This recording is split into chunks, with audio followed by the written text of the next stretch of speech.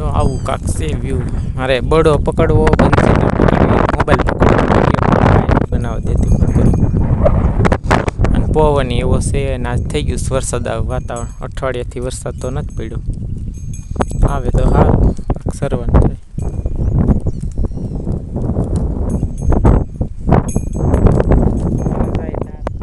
જય માતાજી, જય દ્વારકાધીશ. કેમ છો બધા? મજામાં છો ને? હું એકદમ મજામાં છું. અને જો આજે આપણે ગાયોને લઈને સારવા માટે આવી ગયા છે.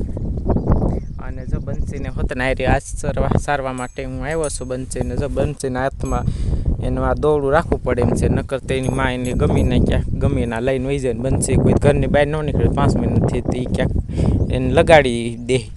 વાહન પટકાઈ જાય એટલે એના હાથે રાખવું પડે એમ છે દોરડું.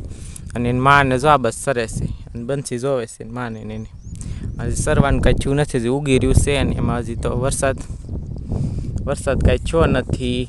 પહેલાં વરસાદી પડી ગયો અઠવાડિયા પહેલાંથી, પછીને કાંઈ વરસાદ થયો નથી. તો આ પાછું છૂતું એ ખડ એ પાછું સુકાવા મળ્યું છે. વરસાદ થઈ જાય ને 1-2 દિવસમાં તો સારું, તો ગાયોને કાંઈક સરવાનું થાય. હજી તો કાંઈ મોઢામાં આવે એવું નથી, પણ આ શું પગ છૂટા કરવા 6-7 મહિનાથી અખંડધાર એમને બાંધ્યા હતા ને, તે પગ છૂટા થાય અને પછી એવાયા થાય. અને બંસીને આરે લઈને આવવાનું એ કારણ છે કે એની માં સરવા જાય એમ નથી. તો બંસી મને જો ખેંચીને લઈ જશે, મા પાસે જાઉં. જો મિત્રો, જો ગાય સરીને હવે ઘડી કાંટા માર્યા. હવે એમાં કંઈ સરવાનું બહુ નથી. જો માથા ધોળમાં ચાલુ કર્યું મા દીકરી બી.